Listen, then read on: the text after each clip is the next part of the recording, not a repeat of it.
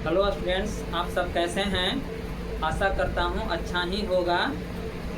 मेरा YouTube channel Saraswati Vidya education group में आपका स्वागत है।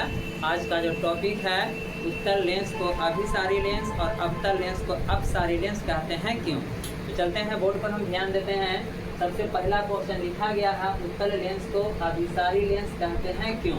इसका आंसर लिखे हैं कि क्योंकि जब कोई प्रकाश के किरणें मुख्य अक्ष या प्रधान अक्ष के समांतर चलकर लेंस पर पड़ता है तो लेंस से अपवर्तन के बाद लेंस के दूसरे ओर प्रधान अक्ष के एक ही बिंदु पर अभिसरित माने जमा होता है। इसीलिए उत्तल लेंस को हम क्या कहते हैं, अभिसारी लेंस कहते हैं।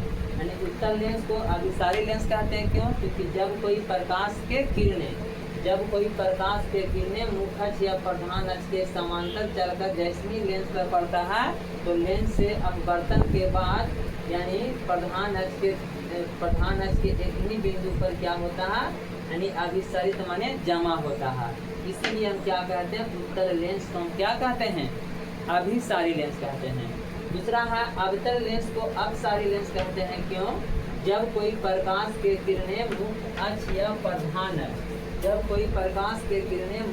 या प्रधान अक्ष के समांतर चलकर अवतल लेंस पर पड़ता है तो लेंस से अपवर्तन के बाद बीम के ही ओर प्रधान अक्ष के एक ही बिंदु पर क्या होता है, अपसरित होता है।